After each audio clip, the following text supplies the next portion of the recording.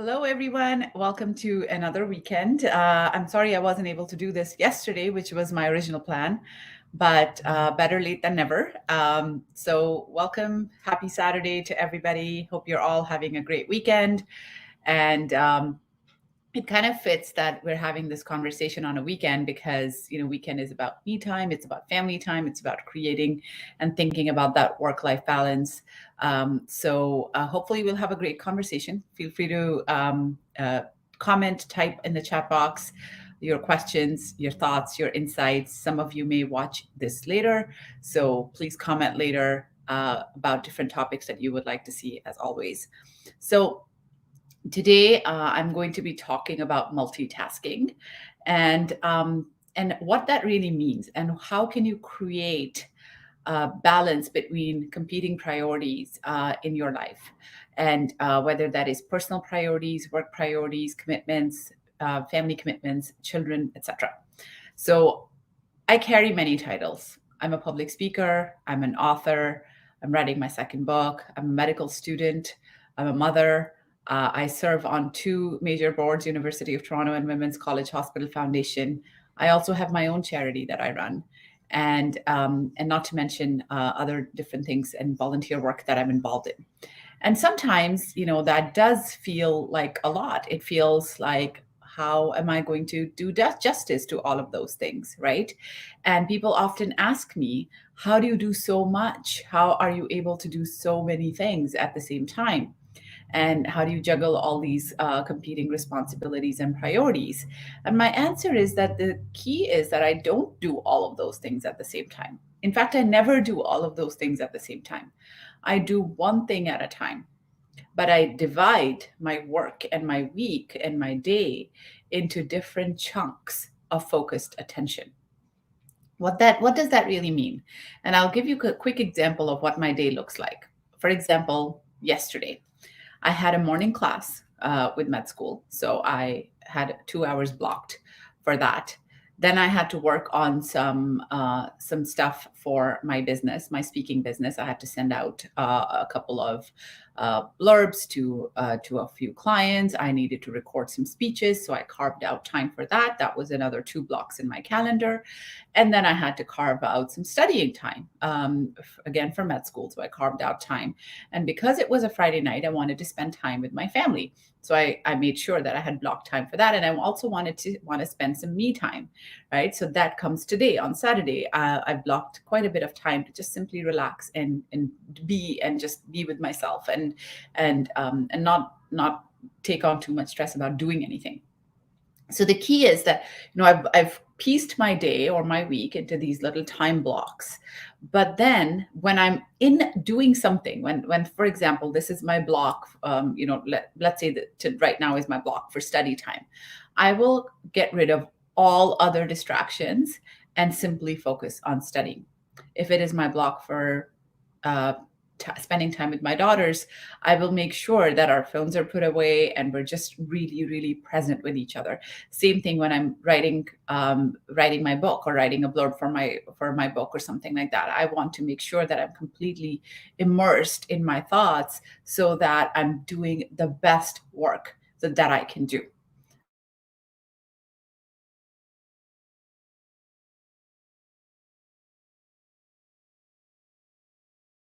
Really, we can't really, if I'm trying to study while my children are also there, and I'm trying to take care of them as well, while also my agent is calling me and I'm trying to send her stuff for my speaking things, I'm not going to be able to focus on my studying much. I'm not going to get a lot of things done. It might take me for 5 hours to understand the material that it would take me only half an hour to understand if I was giving it focused attention. So the key is really to have focused attention in whatever you're doing. And then you actually minimize the time that you need to do that thing. Because if you're trying to do multiple things at the same time, it's going to take you a lot longer. And none of those things are going to be able to, you're not going to be able to do any of those things to the best of your capabilities. So the key is to time block and be as efficient as possible and give it 120% of your attention. And you will actually find that you're going to be able to complete those things in less time than you originally thought you would. Because when we think, oh, I'm going to need 2 hours, but you actually put focused attention into it, it might take you an hour. It might take you an hour and a half, even less. So, and that's happened to me multiple times. Like I'm like, okay, you know what? I need to carve out 2 hours to do this thing. And then I actually sit, like, even with studying, like, I want to understand some kind of concept, right, about the heart. And now I'm sitting down to study it. And I'm thinking, oh, this is so difficult. It's going to take me so much time. I'm going to have to spend the whole day. But if I'm giving it my focused attention without any distraction, I'm actually able to understand it like within a matter of a few hours. And I'm like, wow, now I just got all that time back in my day, right? Which I could spend doing other things or looking into other concepts. So the time blocking and doing things with focused attention is extremely important. Instead of doing multiple things at the same time, do one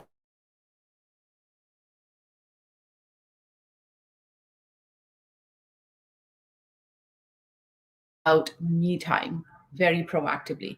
So oftentimes, we think that we're only going to get to taking care of ourselves or spending time with ourselves when we run into burnout, when we're at the stage where now we're basically falling apart.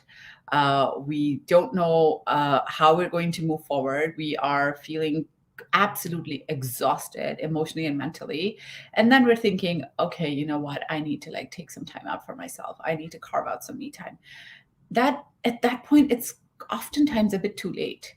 And then you're doing damage control instead of being proactive about your mental health.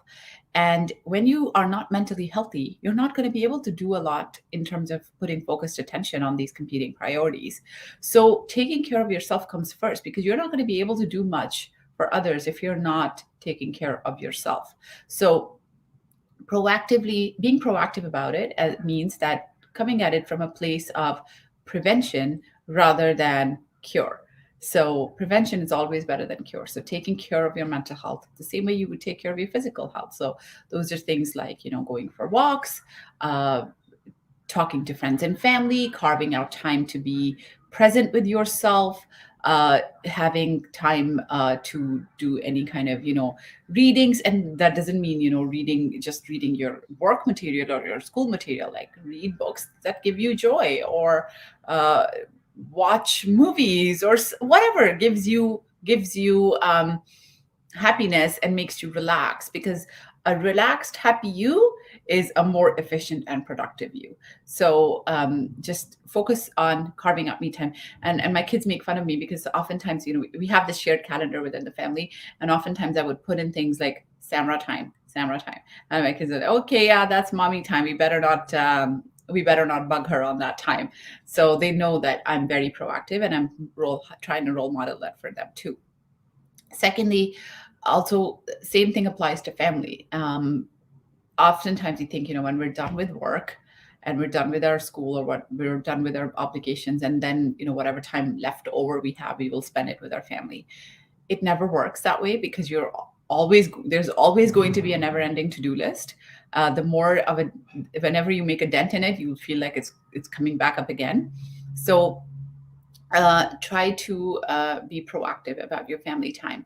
I always put in blocks in my calendar about, like, okay, Friday night we're doing a family night, or I'll ask, I do, like, with both my daughters, I do mommy and kinza date,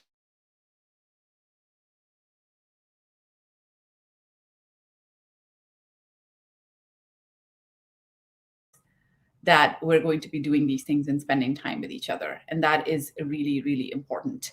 Um, Tabinda is asking some examples of me time, me being a mom and multitasker always. Well, sometimes it's hard to carve out a lot of time, right? But it can be simple things. I have an app on my phone called Insight Timer. Um, Insight, as in INSIGHT, timer. There's other types of apps as well for meditation, guided meditation, things like that. Even just 10 minutes, sometimes I just go into my room while my kids are there, while I'm doing my work, while I'm, cooking and trying to take care of things. Sometimes I'll just go to my room, take 10 minutes and just do some breathing and listen to a guided meditation. It will just help me. Sometimes I just go for a drive, like when my kids are asleep in the night, and I'm kind of done, because my kids are older, so they don't need me there 24/7. And I just gotta go out for half an hour, just for a drive. I love driving. Driving really relaxes me. I feel like it's my time to really just let down. So I just go for a half an hour drive by myself, get a coffee, treat myself, listen to a great audiobook that I've been listening to, something like that.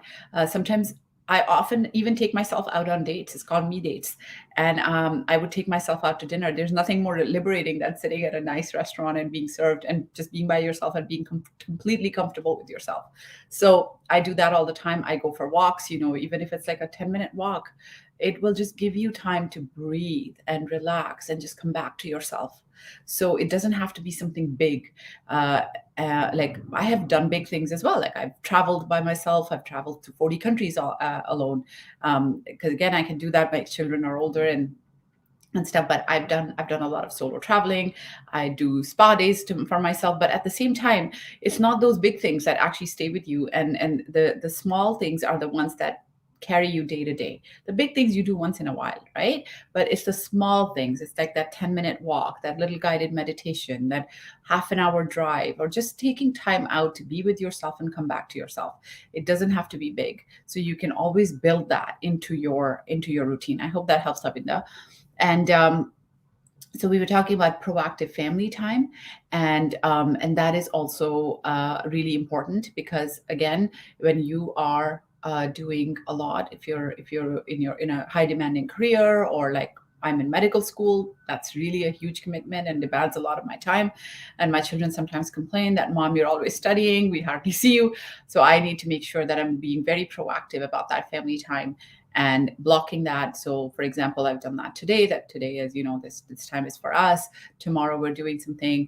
And then because I know that my week ahead looks very, very busy, and I've got classes and I've got exams, so I'm going to be super busy. So I want to make sure that I'm having time for them on the weekends or whenever I can, so that it creates a bit of a balance for us. And finally, I want to quickly talk about communication and the importance of communication. And that comes in several forms. One, communicating with your family. Sometimes, when we have children, especially, we think that we are always in charge and we make the decisions and we make the schedules, but actually involving your children in that decision making process helps them feel included. And it actually takes out a lot of that guilt that we feel, especially as mothers. There's a lot of mom guilt, and I certainly feel that, because I'm like, I'm a medical student and all of that. And, it's a very demanding, and I run a business and I run a charity and I sit on boards. I have a lot of things, right, going on.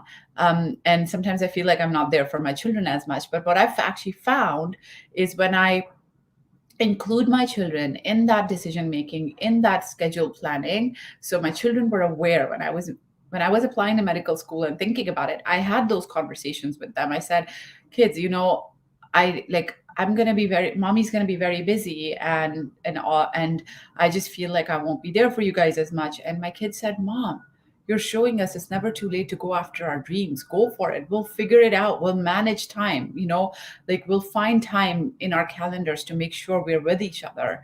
We always have been and we always will. And that helped me feel so much better. And now that I'm in it, and my older daughter is in university as well, and my younger one is in high school, we all have very busy schedules, but we make sure that we communicate all the time. We have a family group chat. We're always communicating and making sure that we block our evenings off and we block time off in our calendars to spend time with each other. So when they feel included in that process, it makes them feel part of it, and it actually takes away a lot of that stress and guilt. Similarly, saying no and recognizing our limits is very important. I get asked all the time to serve on different boards, or be part of different volunteer committees, or record different videos, or do pro bono speaking. A lot of requests, right? And I want to say yes to all of them, because I care about that work, and I really care about the missions and everything that these people are on. People are doing incredible work in the world, and I want to support them in every way. But at the same time, I have to recognize that I'm human. There's only 24 hours in a day. I'm a mother. I'm a medical student. I have other priorities. I cannot do it all. Right. And sometimes when we try to put that pressure on us that, no, I can't say no and I have to do it all, I have to say yes to everything, things will fall through the cracks. And And that means that we might fall short of our commitments, or we might we might just create more stress for ourselves, and eventually it may lead to resentment, because when we say yes when we're not ready to say yes, then it actually creates resentment later on. So it's really important to recognize our own limits and be honest with ourselves that, what, I'm actually at capacity already. I cannot take on much more. Just last week, I got an amazing message on LinkedIn from an organization that's doing incredible work, and they wanted my support, and I really wanted to, and I wish I could have, but I was very honest, and I said, I'm very busy right now. I have a very full plate. I'm stretched to the max, and I do not have capacity to take on any more commitments, but I wish you all the best. And if I think of anyone who can help, I will let you know. So it's a very good, and they appreciated it, because they said, okay, thank you for being honest, and thank you for replying. So sometimes, we tend to not reply to things, which is not good, because when somebody's taking the time out to write to you and ask you for your support, I think it's good.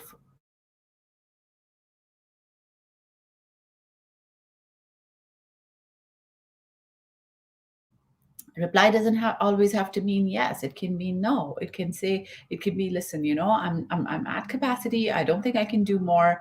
And I'm sorry, but I'd love to help, but I'm really sorry I cannot right now. And maybe we can keep in touch, and we can, think about this later on, right? Manjeet is asking, I lose my concentration power basically by the end of the day. It makes hard to learn or read something. So can I deal with it? Well, if you see, here's the thing, right? Recognizing our limits, you recognize that you lose your concentration power by the end of the day. I do too. By the end of the day, I'm absolutely exhausted.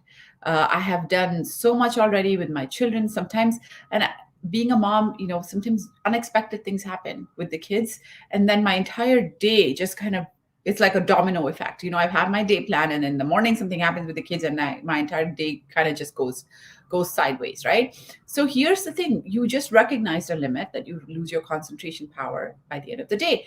So make sure that anything that requires more brain power from you, do it in the morning, do it in the beginning of the day. So other things that are more sort of like, things that you can kind of do in your sleep, things you can do on autopilot. Like for me, sometimes, like if I have to record videos that I've and do my speech or something that I've and on a topic that I've done a lot of times, I'll kind of schedule it towards the end of the day, because I know I don't need to prep for this. I've already done the prep. I know what to say. So it's just a matter of doing videos, right? Or sometimes, like, any kind of like other things like cooking. I love cooking, and I don't need to put in a lot of brain power, because I know how to cook. I'm very good at it, and I know that how to manage my kitchen, and I can literally do it in my sleep. So I try to do my cooking towards the end of the day, like in the evening and night for the next day, because that way I don't need a lot of brain power, concentration power. But I do need that concentration power for studying. Because if I'm trying to learn a new concept in medical school and I don't have that brain power, I'm not going to be much good to myself, right? So I try to do that in the morning when I have that high energy, when I have that high concentration. And that's when I do all that really mentally intensive work.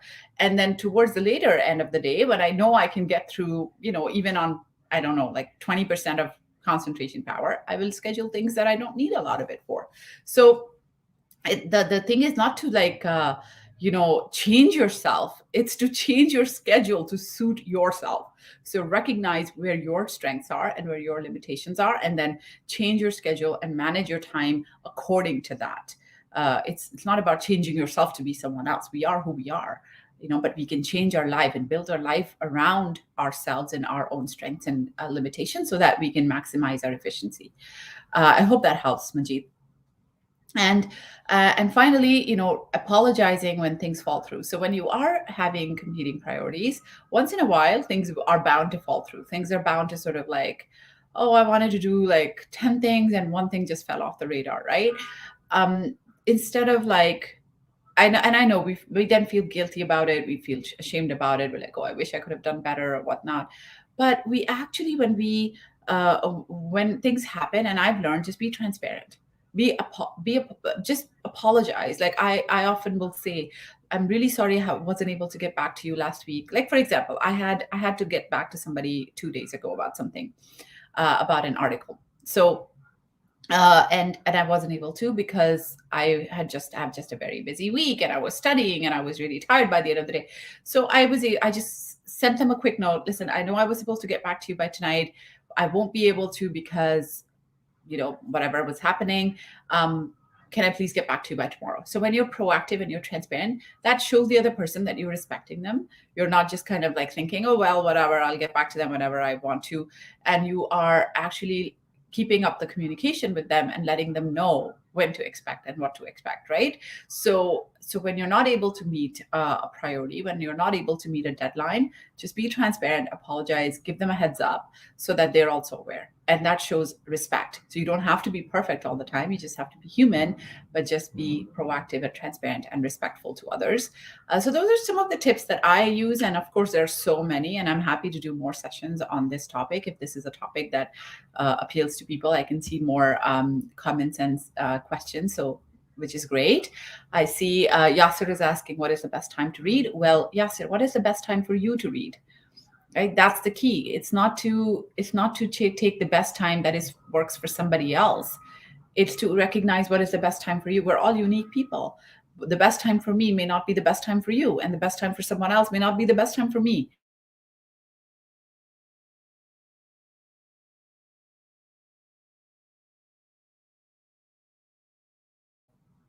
I listen to audiobooks quite a lot, and I love that. So I usually just sort of go for a drive at night, and I have my audiobook playing in the car or something, and that's how I read. Or I sometimes when I'm just kind of at night before going to bed, that's when I will read. Sometimes people like to read in the morning, and it also depends on what are you reading, right? If you're reading something that is more like just calming, soulful, it doesn't require a lot of brain power, great, you can do it at your relaxing time, like what Manjeet was saying earlier, that loses my concentration towards the end of the day, right? So you do your reading then, those relaxing kind of readings. But then the reading that, like, when I'm reading medical school stuff, I need all the brain power in my head. So I do that towards the beginning of the day when I'm fresh, and I'm like I have full of energy, and I've had my coffee and I have some breakfast, and I'm like, yes, I'm good to go right now, I'm all pumped up. That's when I'll try to do my medical school reading. So it all depends on you, what works for you. Find that out, try different things and see what works, and then stick to it. And then also be flexible, because sometimes things may work for a while, and then you might need to jig it up and change it up a little bit. Um, so Emily is asking, a lot of time management advice assumes that there are no children or household duties and needs that can influence how much gets done. Samra, thanks for mom's perspectives on getting things done. Oh, thank you, Emily. And yes, you're absolutely right. And by the way, it's nice to see you here. You're absolutely right. A lot of time management stuff assumes that it's not designed for women, and it's not designed for people who have children or other household commitments and duties and needs, or are caregivers. It just kind of assumes that work is all you have and then the rest is all life, as in like life is going out and partying and having friends and stuff like that.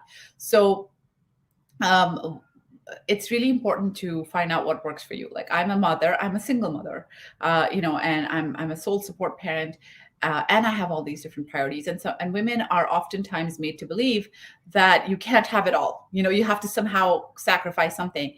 You can have it all, but you just need to understand your own, what works for you, and create your normal. There's no formula. There's no sort of like, oh, this is the blueprint by which everyone has to live. Well, we're not robots. We're not assembly line people. We are human beings, and we're all unique, and different things work for us differently, right? So it's really important to get to know yourself and recognize what works for you, try different things, and then making your new normal.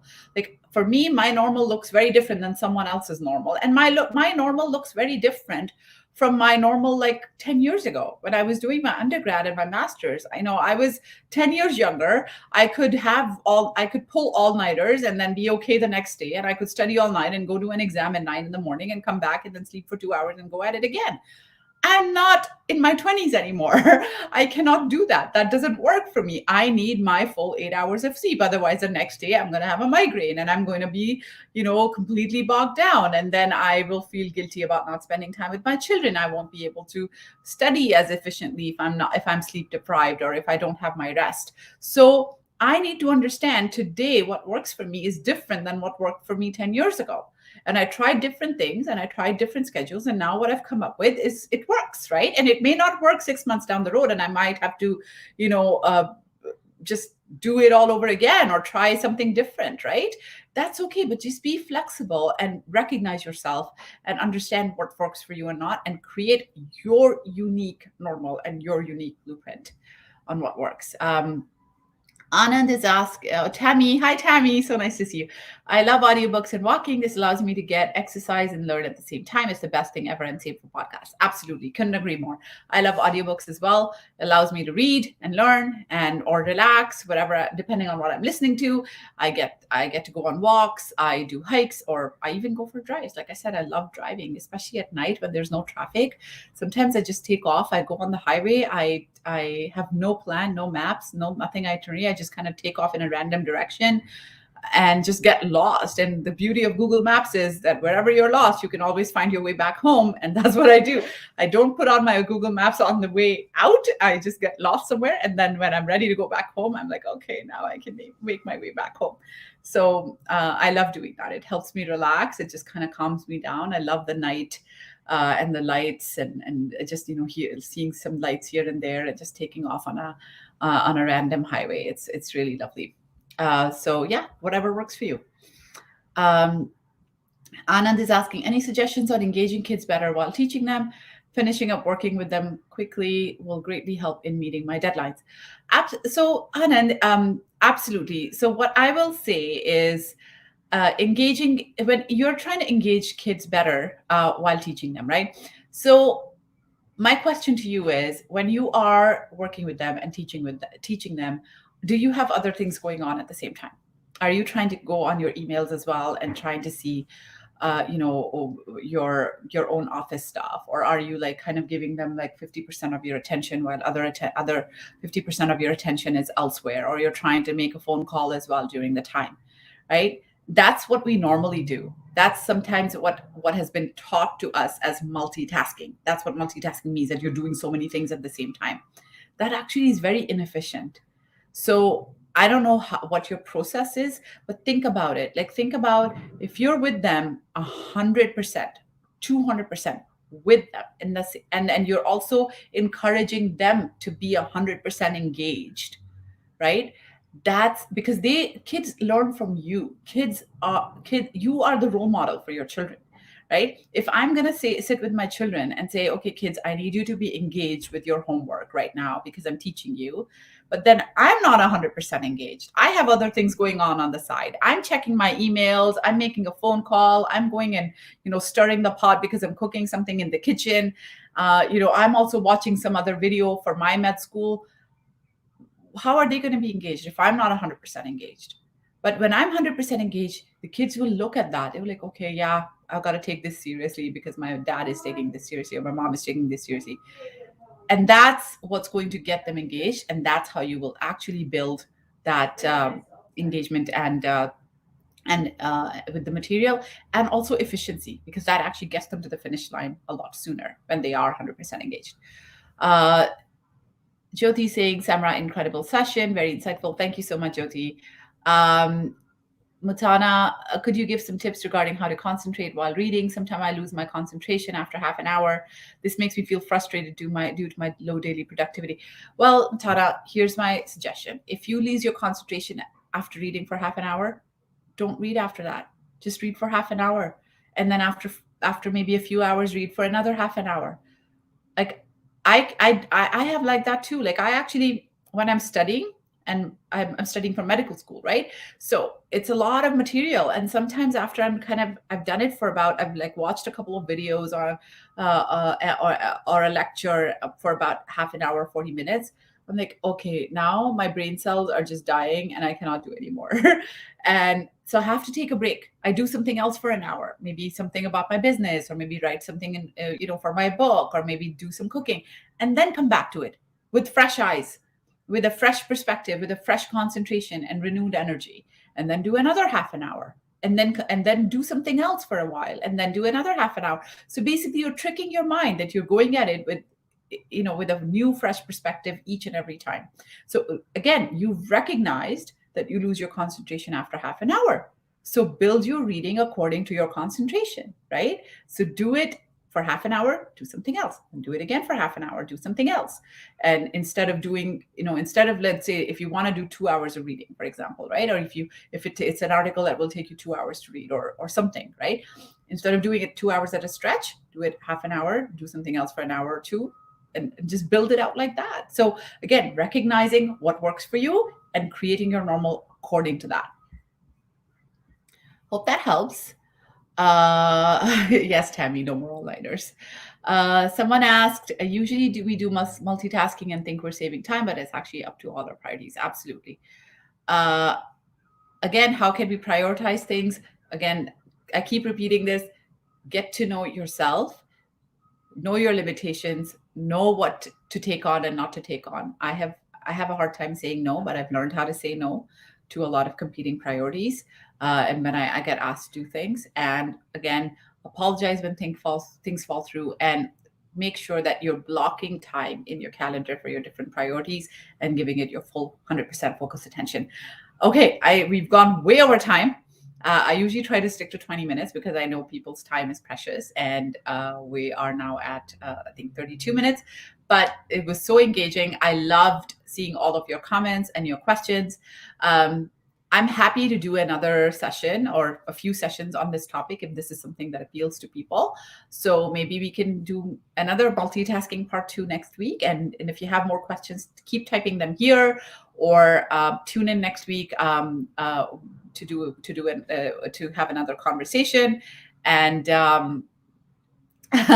you're making patties as listening to me. That's great, Tavinda. Well, see, here's the thing, listening to me and doing that, it complements each other, because like I was talking about concentration, right? There are tasks we can do that don't require 100% concentration, which is okay. Like I have, when I'm cooking, I love cooking, right? And again, I'm good at cooking. I don't need 100% concentration. It's pretty much autopilot for me right now. By all those years of doing it, I can do it in my sleep. So I can do a bunch of other things. I'm listening to podcasts, or I'm listening to an audiobook, or, I'm having a conversation with my daughter. So that's family time and cooking time merged into one. So it all depends on what works for you. And when you need full concentration with something, just do that. No, Emily, it's not the same time. Actually, I ran late this week. So that's why I'm doing it on Saturday, but usually I do it on Fridays. But I'm seeing that this time is actually better because there's a lot more engagement that I see. I don't know if it's the topic or the timing, but if Saturday works, I'm happy to do it on Saturday. I think it might work for a lot of people because you're not at work or in school or something, and Saturday mornings are kind of like a nice way to start some discussion like this. So yeah, we can talk about that, and I'm happy to try at different times. But right now, it is Friday at 1 p.m. And but I missed yesterday, so that's why I did it today. But I might actually try Saturdays to see what works for people. But feel free to also comment, everybody who's watching, if this is a time that works better, then I'm happy to make this time work. So thank you again, everybody, for joining, for engaging, for listening, for commenting, for asking the questions. As always, if you have more topics that you would like me to talk about, please. Okay, I'm hearing a lot of this time is good. So, okay, we'll try this time again. So make sure, please send me your topics, either comment in here or send me a message, or just, let me know in the comment section. That's the best, because I'll be checking it later as well. And we will talk to each other again. Thanks again, everyone, and have a wonderful weekend. Bye-bye.